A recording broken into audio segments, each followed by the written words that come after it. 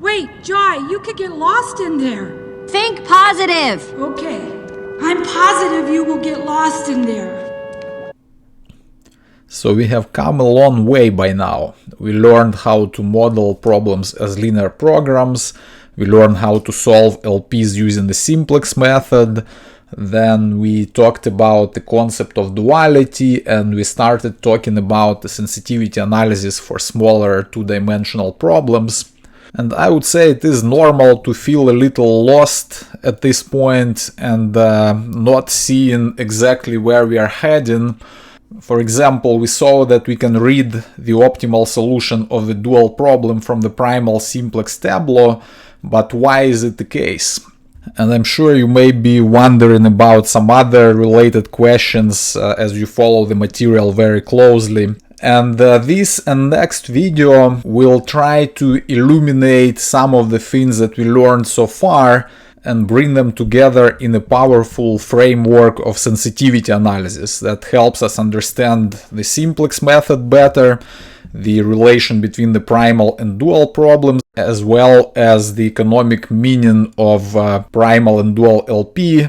All of this while answering some very important practical questions regarding the changes in the optimal solution as we change the input data of the problem. We start by going back to the good old simplex method and revising it again, this time in the matrix form. We will illustrate the idea using this example. So we have a problem with 3 variables and 3 constraints. After we introduce the slack variables x4, 5, and 6, we obtain the following LP in the standard form. So we have C transposed x subject to AX is equal to B, x is greater than or equal to 0, where the matrix A is given by the coefficients we had in the original LP.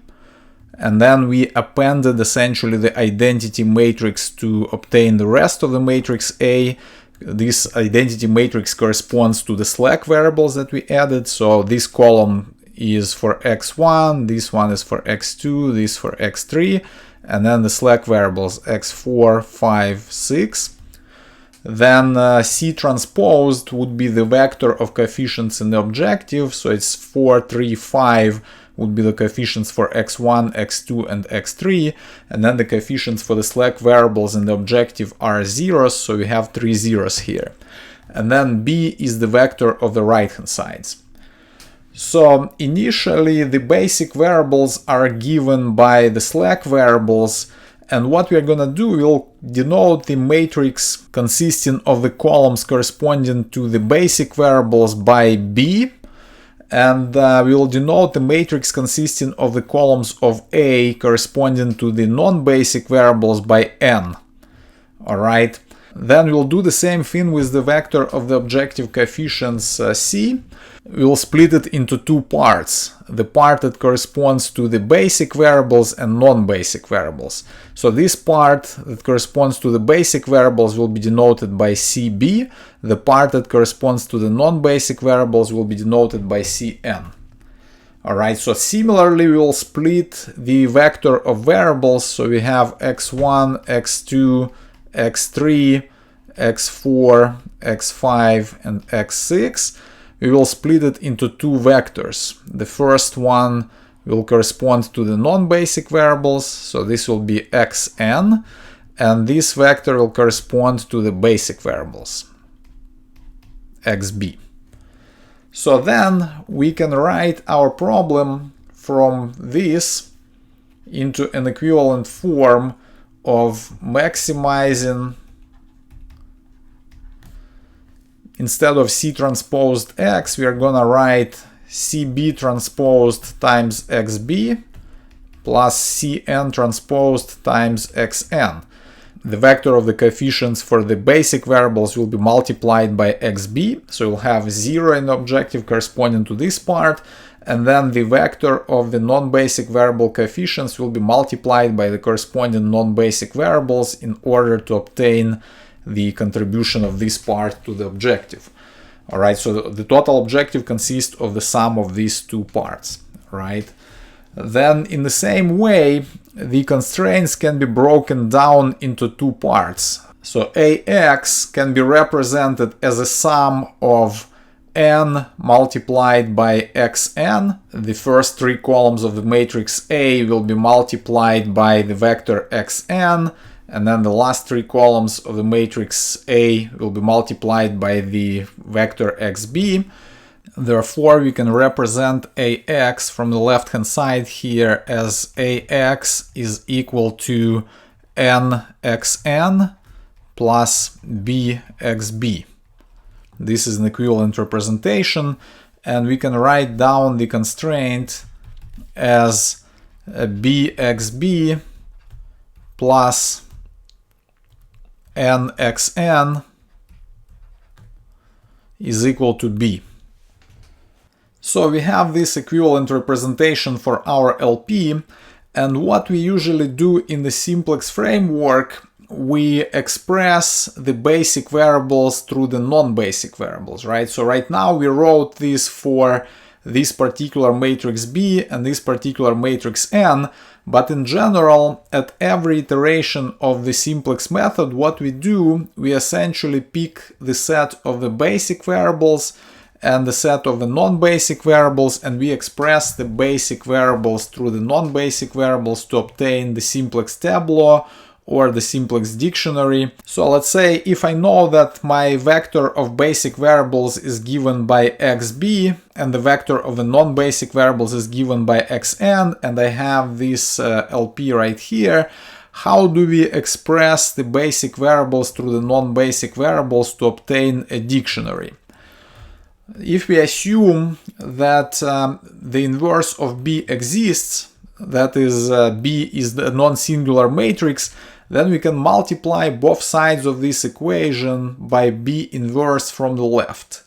If we do that, then we'll obtain xB is equal to B inverse times B minus B inverse times N times xn.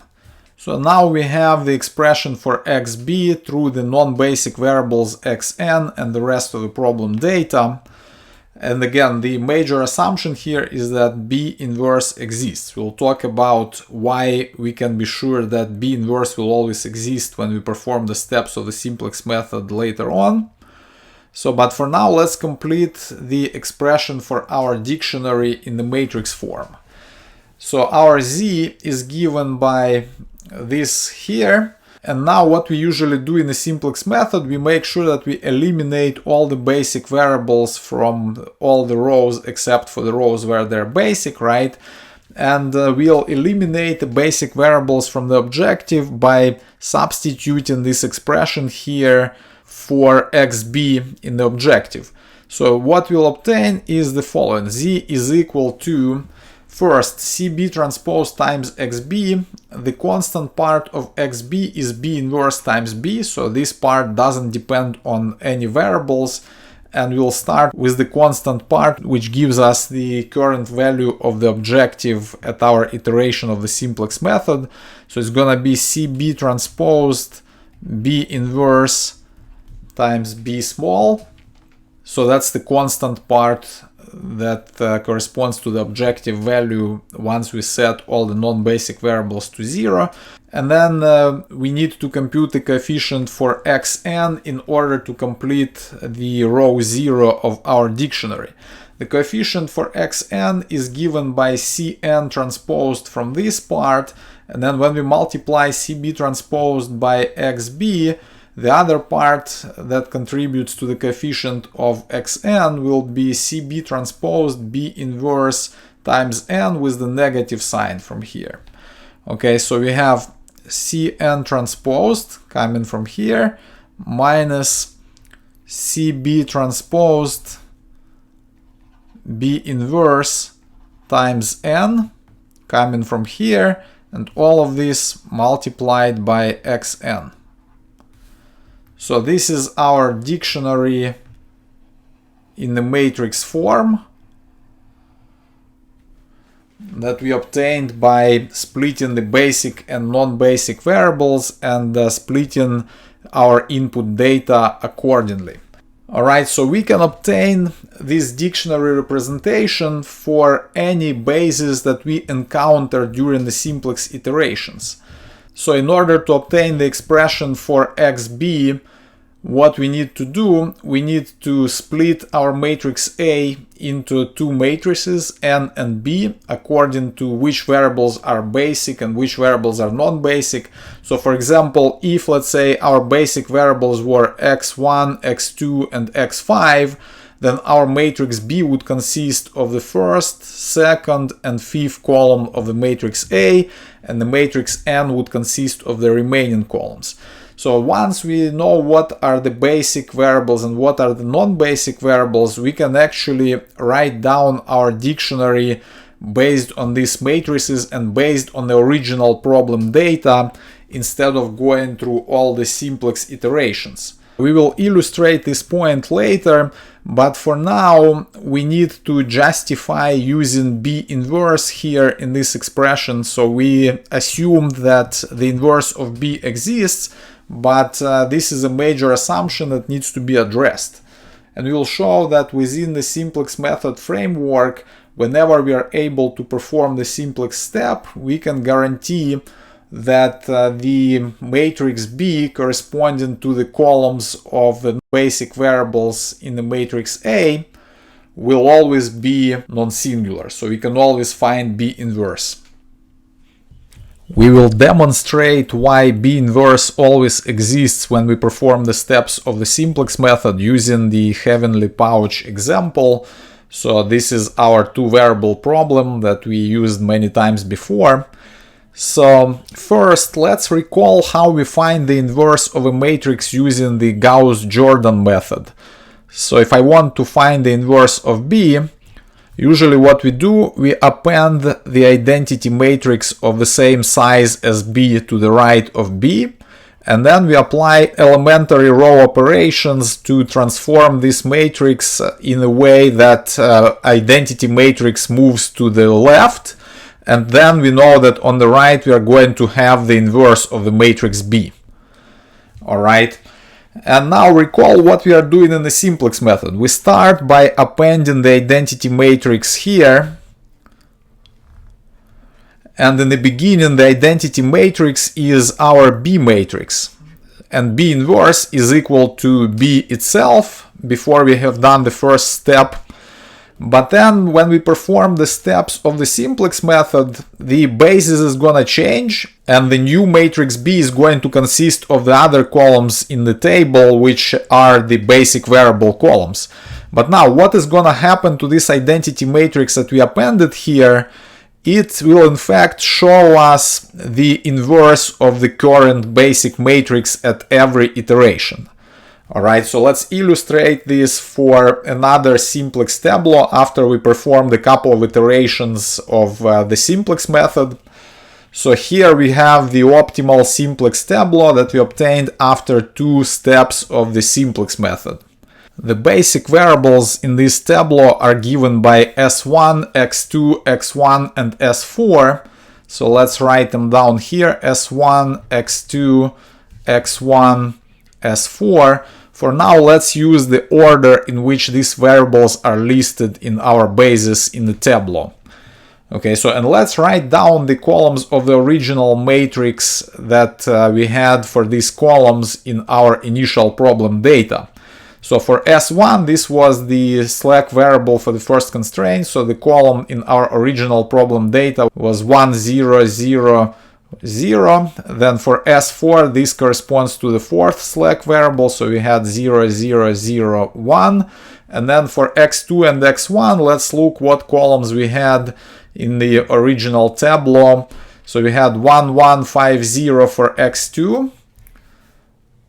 So it's 1, 1, 5, 0 for this column. And then for X1, we had 1, 0, 4, 1.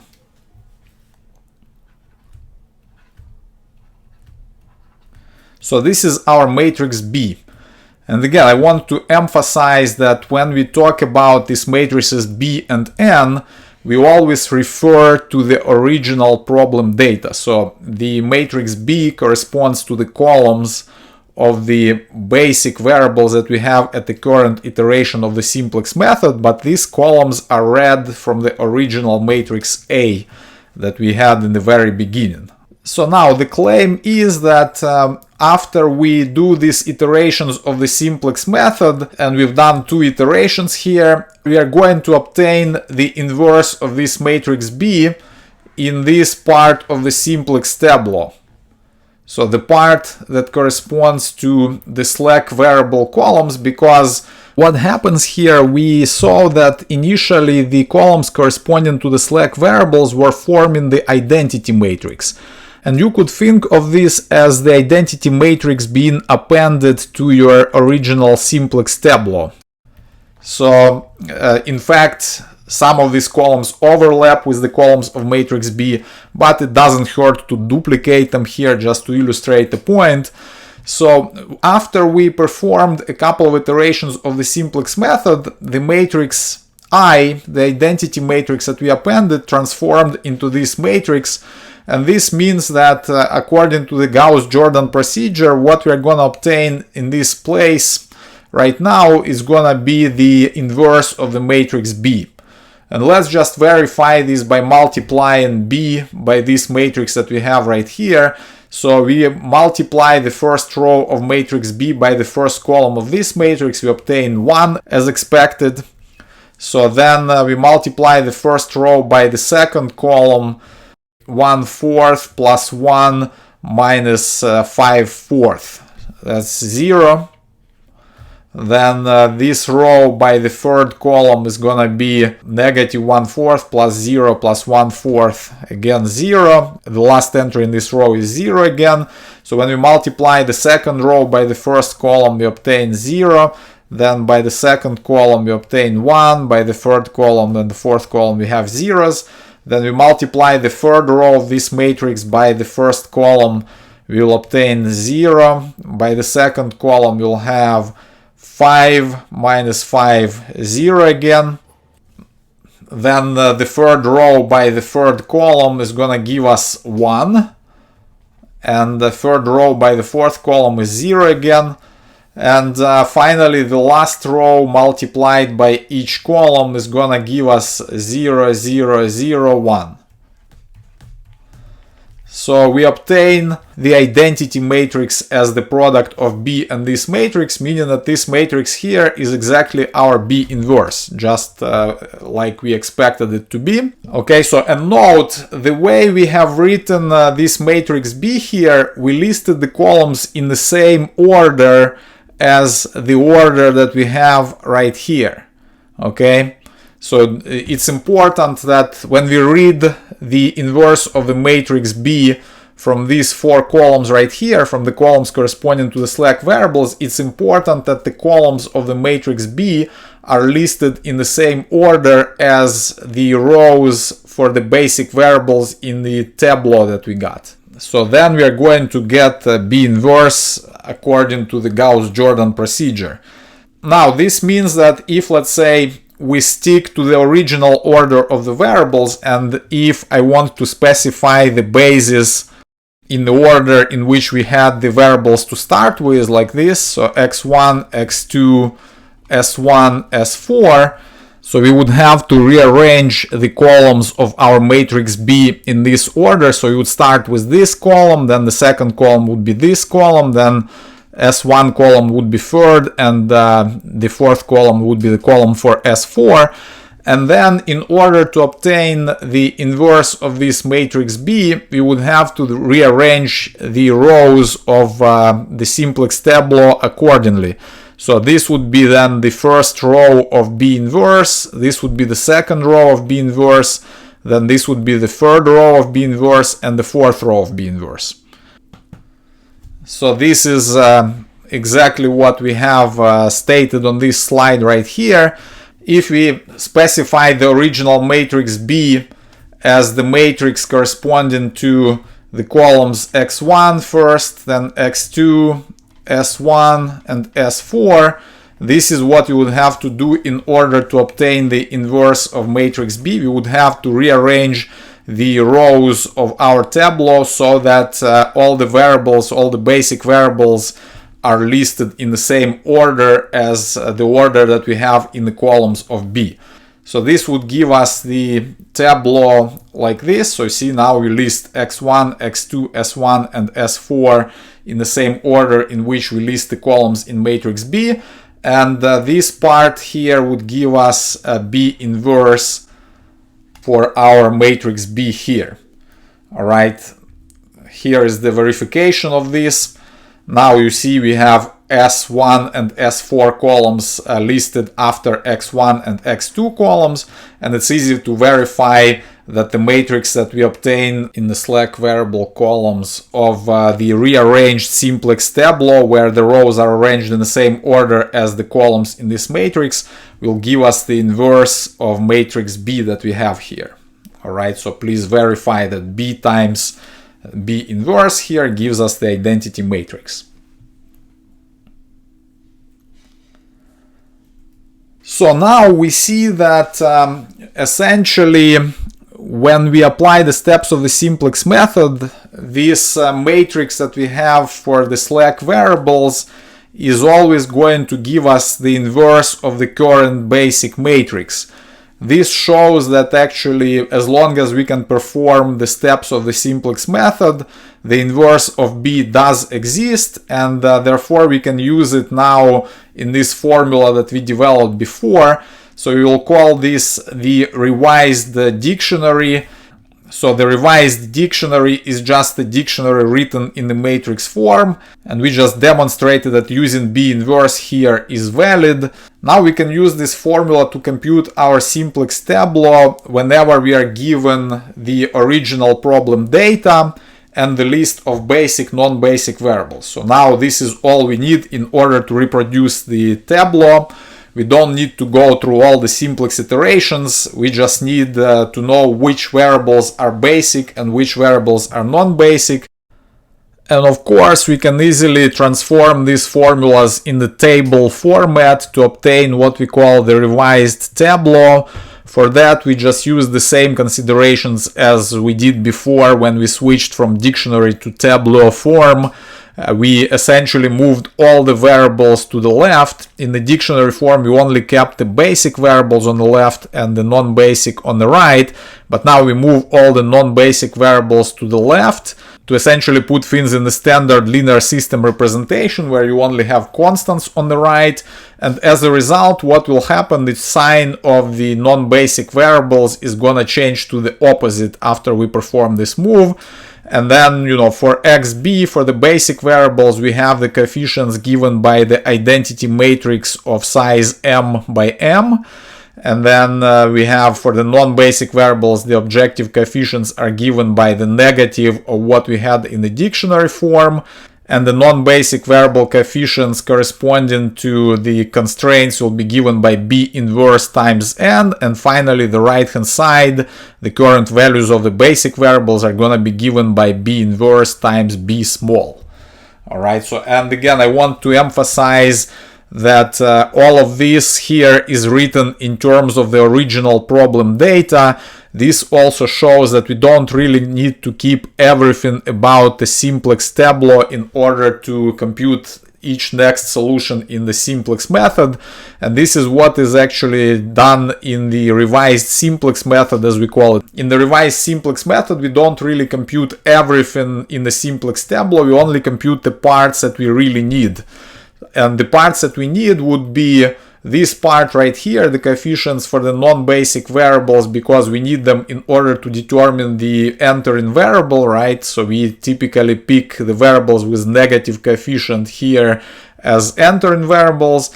And then we need to store the right-hand side here. So because this gives you the current basic feasible solution, and this is also used in the ratio test. And from this part of the tableau, all we just need the column of the entering variable, because we need it in order to perform the ratio test. So in the revised simplex method, this is what we compute in order to proceed. We just compute one column of this matrix corresponding to the entering variable, and we don't compute the rest of the tableau. So this way we save some space and effort.